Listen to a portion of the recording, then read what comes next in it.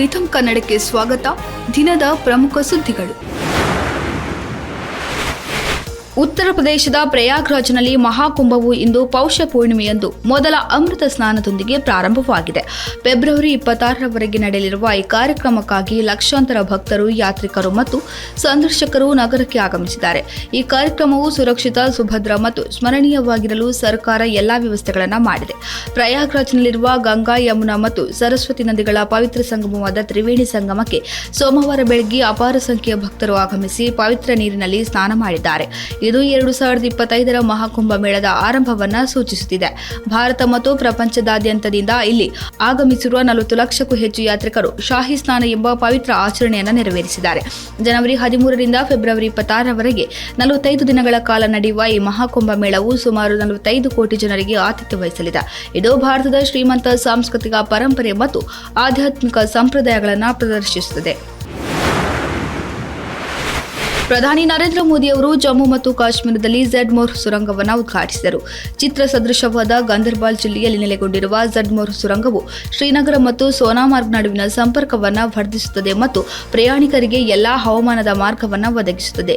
ಝಡ್ಮೋರ್ ಸುರಂಗ ಶ್ರೀನಗರ ಲೇಹ್ ಹೆದ್ದಾರಿಯ ಉದ್ದಕ್ಕೂ 8650 ಅಡಿ ಎತ್ತರದಲ್ಲಿ ನಿರ್ಮಿಸಲಾದ ಈ ಸುರಂಗವು ಭೂಕುಸಿತ ಪೀಡಿತ ಮತ್ತು ಹಿಮಪಾತ ಪೀಡಿತ ಪ್ರದೇಶಗಳನ್ನು ಬೈಪಾಸ್ ಮಾಡುವ ಮೂಲಕ ಸರ್ವ ಋತು ಸಂಪರ್ಕವನ್ನು ಖಾತ್ರಿಗೊಳಿಸುತ್ತದೆ.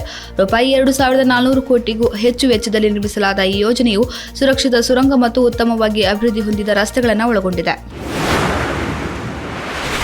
ಇಂಡಿಯನ್ ಪ್ರೀಮಿಯರ್ ಲೀಗ್ 2025ರ ಸೀಸನ್ ಪಂಜಾಬ್ ಕಿಂಗ್ಸ್ ತಂಡದ ನಾಯಕರನ್ನಾಗಿ ಶ್ರೇಯಸ್ ಅಯ್ಯರ್ ಅವರನ್ನು ಅಧಿಕೃತವಾಗಿ ನೇಮಿಸಲಾಗಿದೆ. ಐಪಿಎಲ್ 2025ರ ಮೆಗಾ ಹರಾಜಿನಲ್ಲಿ ಪಂಜಾಬ್ ಫ್ರಾಂಚೈಸಿಯು 26.75 ಕೋಟಿ ರೂಪಾಯಿಗೆ ಅಯ್ಯರ್ ಅವರನ್ನು ಖರೀದಿ ಮಾಡಿತು. ಐಪಿಎಲ್ ಇತಿಹಾಸದಲ್ಲಿ ಅಯ್ಯರ್ 2ನೇ ಅತ್ಯಂತ ದುಬಾರಿ ಆಟಗಾರರಾಗಿ ಹೊರಹೊಮ್ಮಿದರು.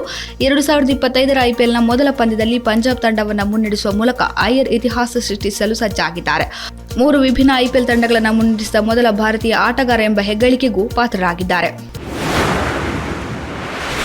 ಇಂದು ನವದೆಹಲಿಯಲ್ಲಿ ಬಹುನಿರೀಕ್ಷಿತ ಖೋ-ಖೋ ವಿಶ್ವಕಪ್ ಆರಂಭವಾಗಲಿದೆ. 20 ಪುರುಷರ ಮತ್ತು 19 ಮಹಿಳಾ ತಂಡಗಳು ಭಾಗವಹಿಸಲಿದ್ದು ಭಾರತ ತಂಡಗಳು ಪದಕದ ನಿರೀಕ್ಷೆಯಲ್ಲಿದೆ. ಜನವರಿ 19ರವರೆಗೆ ನಡೆಯಲಿರುವ ಈ ಟೂರ್ನಿಯಲ್ಲಿ 73 ದೇಶಗಳು ಸ್ಪರ್ಧಿಸಲಿವೆ. ವೀಸಾ ಸಿಗದ ಕಾರಣ ಪಾಕಿಸ್ತಾನದ ತಂಡಗಳು ಆಡುತ್ತಿಲ್ಲ.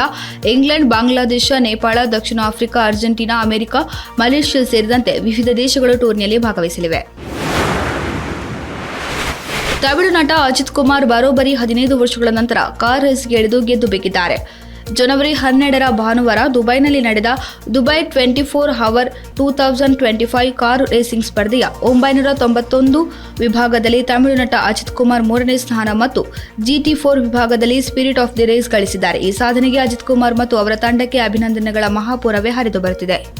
ಇದಾಗಿತ್ತು ಈ ಹೊತ್ತಿನ ಪ್ರಮುಖ ಸುದ್ದಿಗಳು. ಇನ್ನಷ್ಟು ಹೆಚ್ಚಿನ ವಿಚಾರಗಳಿಗಾಗಿ ವೀಕ್ಷಿಸಿ ರಿಥಮ್ ಕನ್ನಡ.